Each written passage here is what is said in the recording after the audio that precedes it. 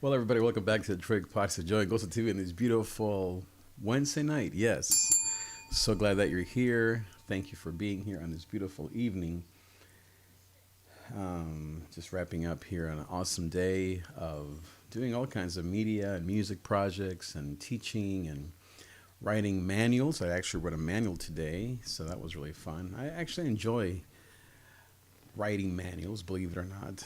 My undergrad is in computer science and engineering, which has nothing to do with manuals. But my point is that I do have this engineer Excel sheet part of me, Excel file part of me, that enjoys linear things as well as my right side, which is the more creative, visionary side.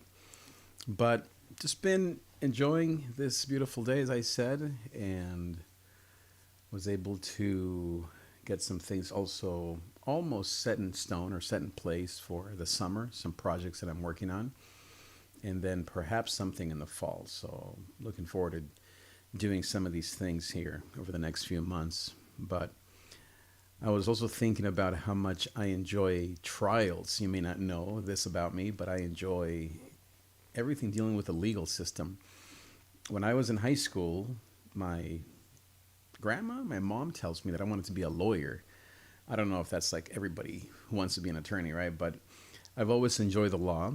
And so I've watched all the different trials from all the civil stuff, meaning the racism things and police brutality, to the more light stuff, such as the Johnny Depp and Amber Heard? Heard? Yeah, Heard trial that's happening right now. So perhaps you're into that as well. I've been listening to that, and what am I learning? That I like Johnny Depp. He's a great actor. And how fun it is, I guess, to not what they're going through, but just to see these guys in more of their real lives. Also was reading, well, by the way, today I'm talking about 5 lessons that I've learned driving Lyft the last 2 weeks, driving the ride sharing service Lyft.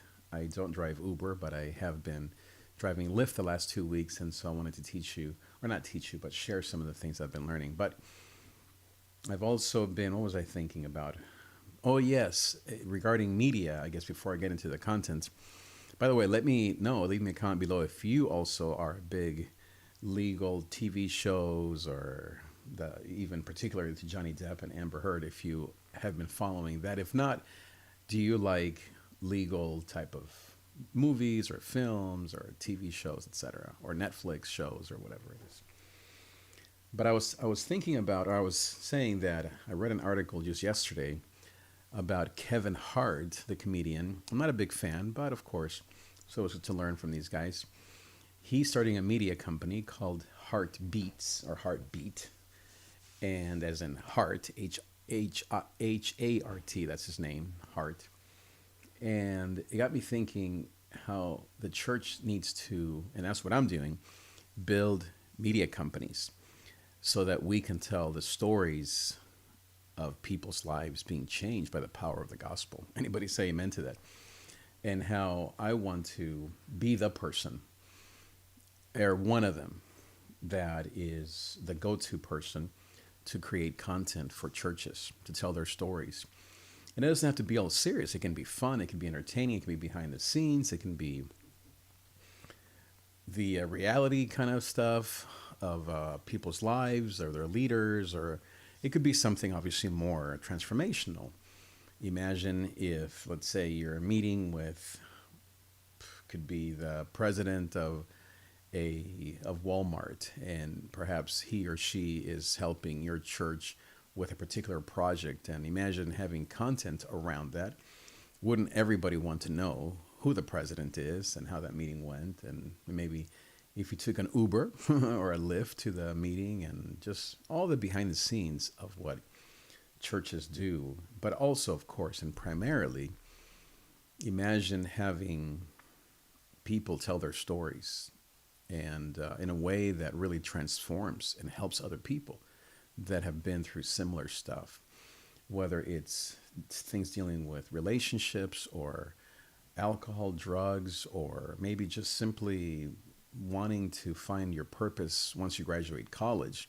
Or it could be more serious things such as grief and loss and the death of a loved one, and how you're learning to be strong and to have faith and to not be led by your emotion, to not give in to all of the things that people give into, and to be an example, as I said, to young and old, people of all walks of life.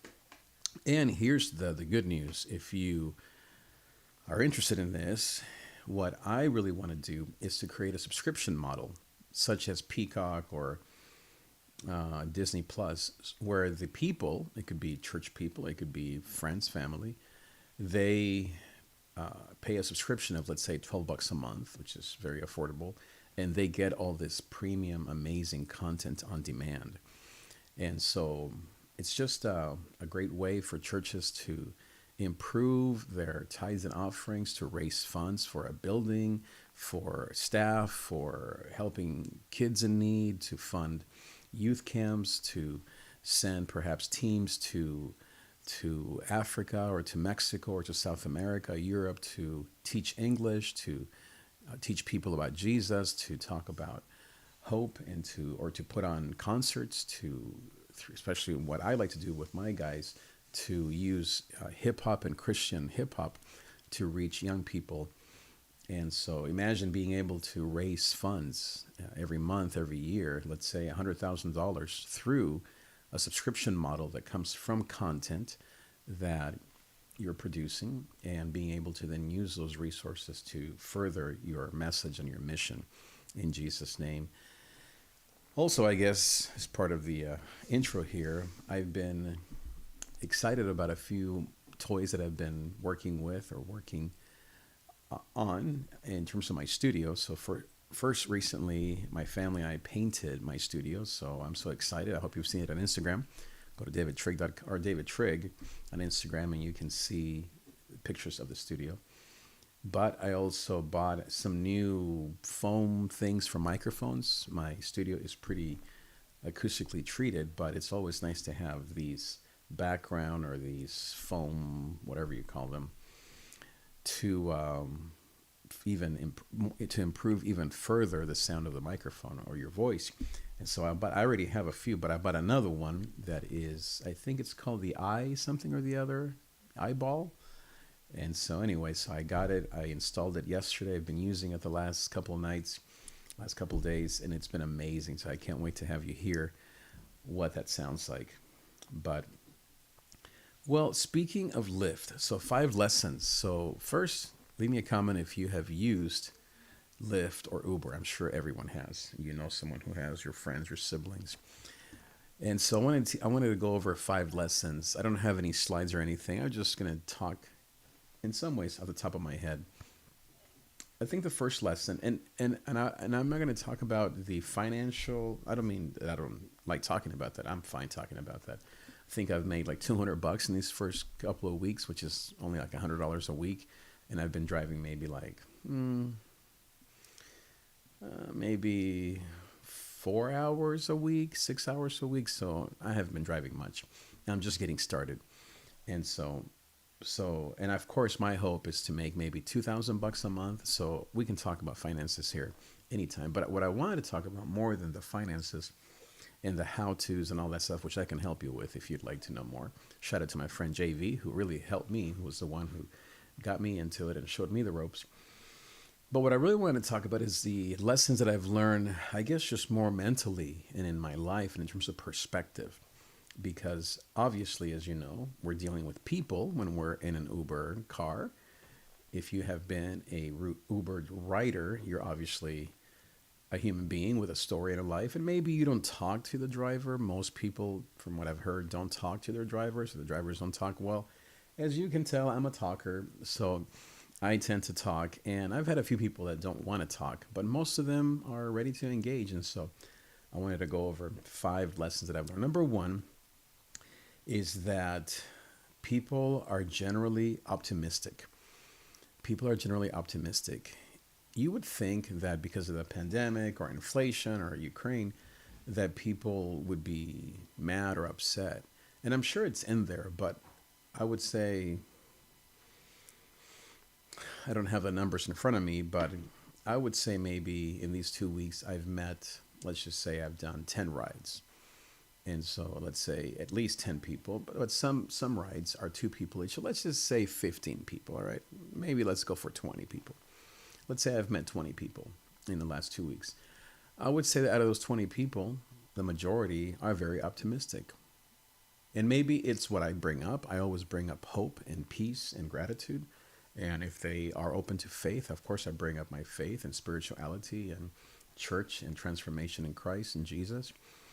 But I would say for the most part, for example, I had this guy who was going to a 4 hour dialysis appointment, 4 hours. And from what I heard later from another client, another writer, is that sometimes that happens twice or three times a week. It could be 4 hours, it could be 8 hours.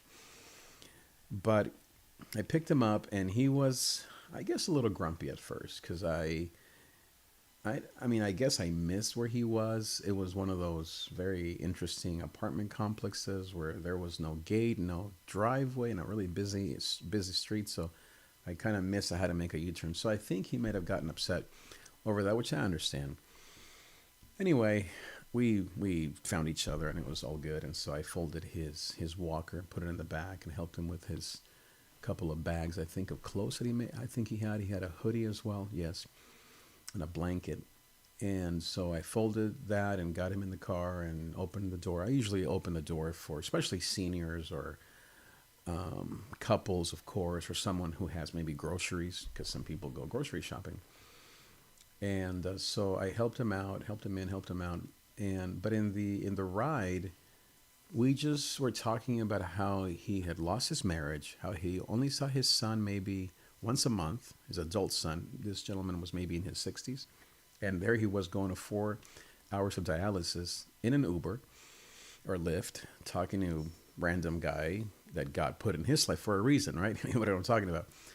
And we had a great time. By the end of the 8-minute ride, he was optimistic. He thanked me. He looked at me in the eye, which because of masks and all these things and blah, blah, blah, that doesn't always happen, or you don't even have the opportunity sometimes to see people in the eye because I'm driving and the person's behind me. But he looked at me in the eye and he thanked me. And I thought, here's this guy, 4 hours, let's say 8 hours a week, dialysis. I don't know how many weeks he's been going through this, months, years. Lost his marriage, doesn't see his son very often. He's obviously not well. And we had a great time. Optimism. We were talking about hope and strength. And he was saying how he has to believe the truth. I think that's what he kept saying to me. And so people are generally optimistic. Number two is that everyone has a dream that they're pursuing.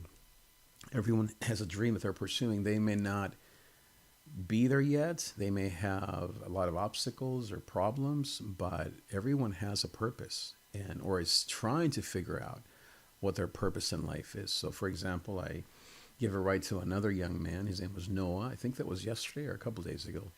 Maybe 24, 25, had just gotten out of jail. So, or maybe he was in jail for 2 years and in probation. And so it'd been a few months though since he got out. And we were talking about music because I usually play my beats on the phone, and shout out to my brother Water Walker and the rest of the young men and women who I've had the privilege to work with. I also, of course, make my own beats. So I play lo-fi and hip hop and all that stuff.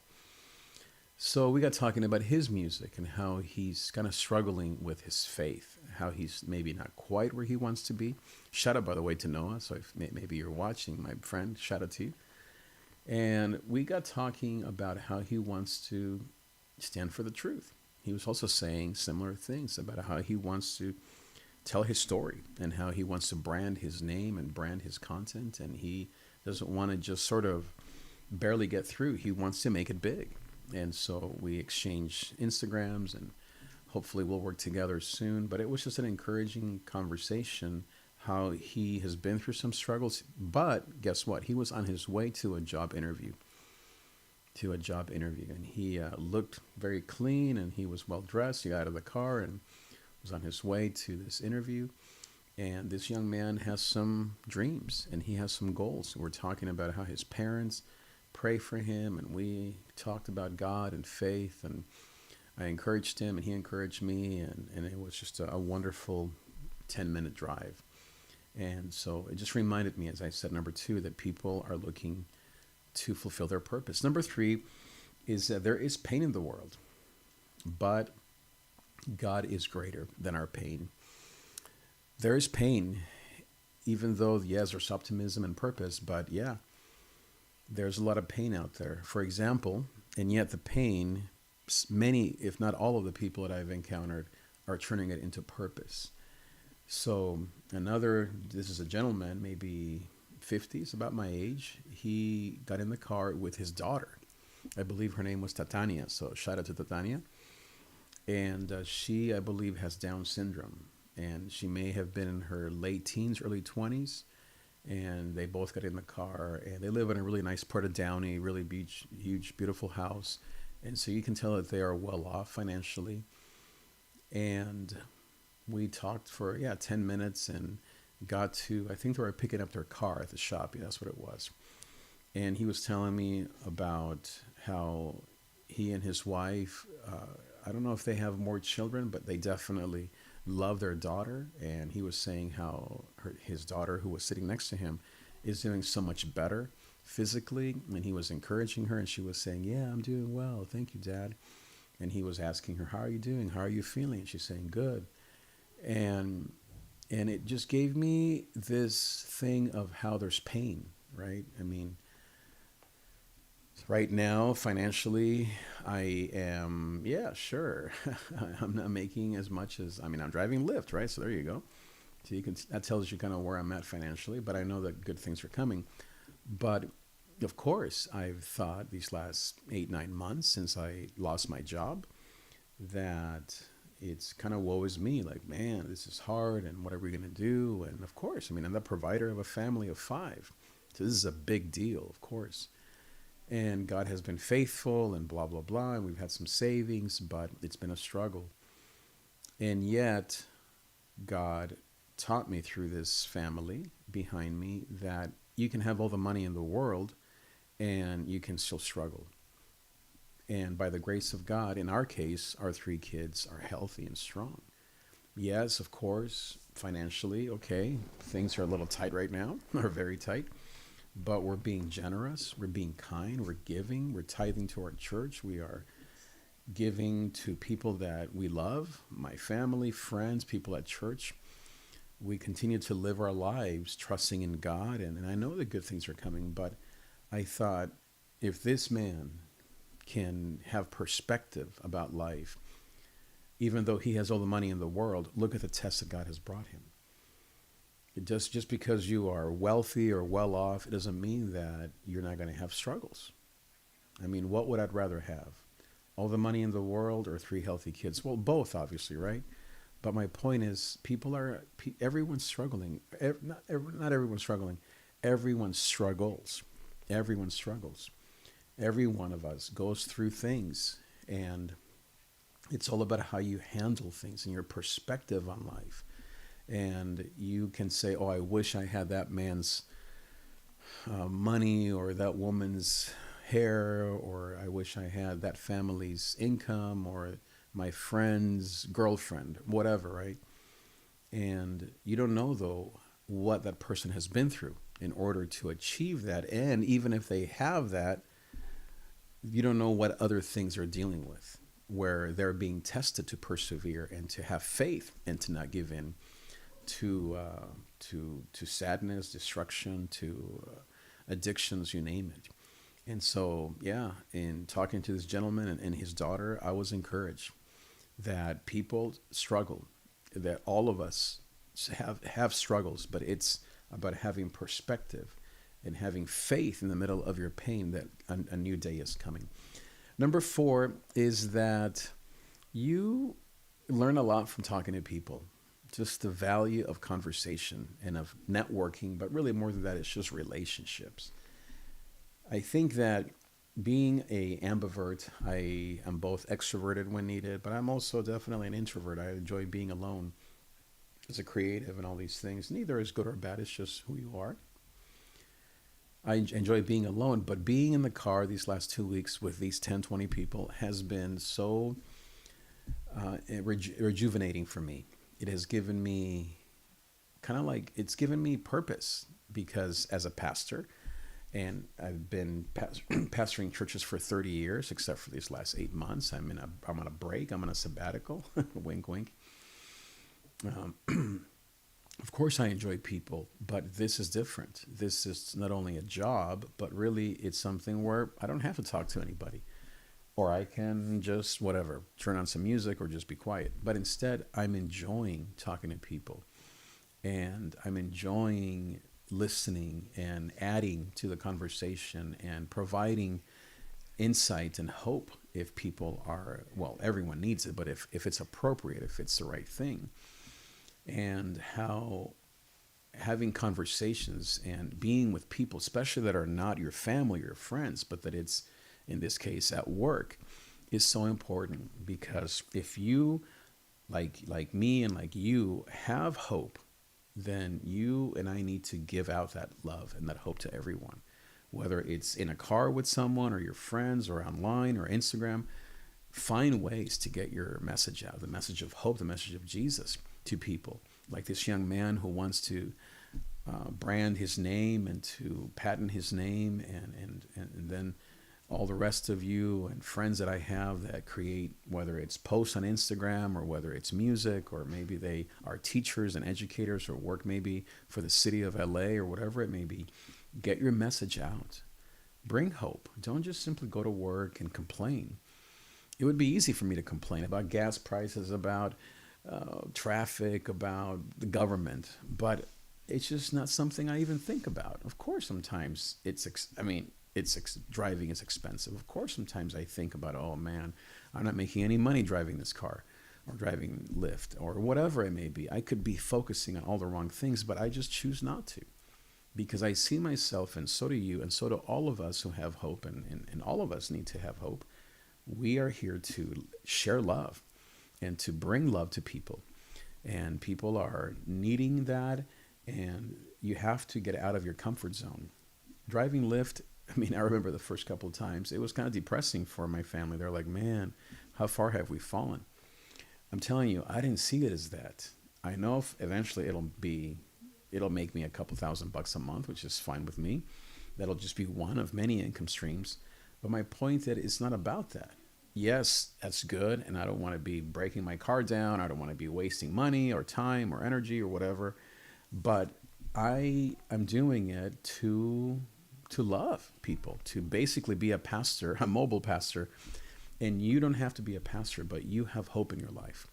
And you might be shy, you might be an introvert, you might not like attention to yourself, you might want attention, you might enjoy being in front of a camera or a phone, you might not, you might do it more through posts or pictures, whatever it is.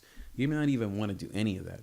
You're doing it in the classroom, you're doing it through more one-on-one or behind the scenes, but don't just focus on your life. Don't just focus on the same old things, on relationships, money, and my job.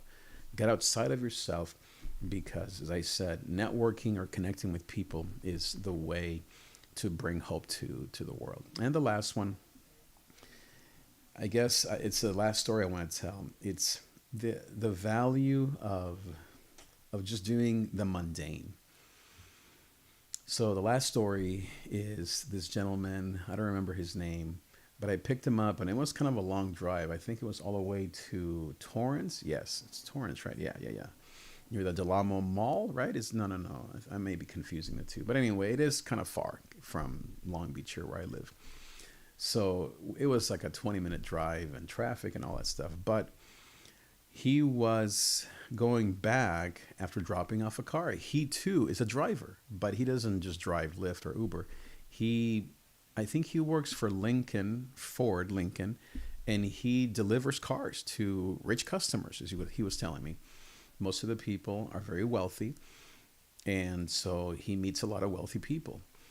And so we were kind of talking about that and about driving cars and about how we both enjoy talking and driving. So we got talking for those 20 minutes basically about our similar lives. And there we were, two old guys in a car just driving up the 405, talking about driving and talking to people and how we both love it. He told me that he has never had kids, that his mother, I believe, recently passed away, and now he's taking care of his ailing father, who's, I think, maybe, I mean, if he's late 50s, this gentleman, I mean, his dad must be 90 or 80 or something. And so he's saying that he lives with his brother in a nice part of town in yes, Torrance, right? Yeah, I think that's where it was. Yeah. And so I dropped him off at his job, not at his house. So, but anyway, there we were, two old guys talking about how we love driving and how we love talking to people. And I thought, isn't this just hilarious? I've been on stages, music, preaching, here online. I'm a personality. I'm not an influencer, not. But there I was, just being an average Joe, another bozo on the bus. And I thought wasn't humbling. It wasn't like, oh man, this is so humiliating. It was like, this is just normal life. And I guess because some of us, maybe you're like me, that you maybe have a little bit of an ultra ego or an inflated ego, and which I don't think is a bad thing. It was just good to be an average Joe. Just another John on the journey, as my friend Jay Waters likes to say. It was just a good moment of humility, of being just another person that can just shoot the breeze, have drinks per se in an Uber and Lyft. No drinks were involved except water, but just simply being normal with another man, another person. And I felt at home. I didn't feel less, more. I just felt like like an equal, like another person in this beautiful world called life. And it was really, really wonderful. I guess one last thing that I will say is the value of bringing power bars, water, gum, snacks, and an air freshener. And of course, masks. Just because it is, most people are clean and all that stuff. But I've had a few, mostly seniors that who knows, right? That at times I roll down the windows and just kind of aired out my car.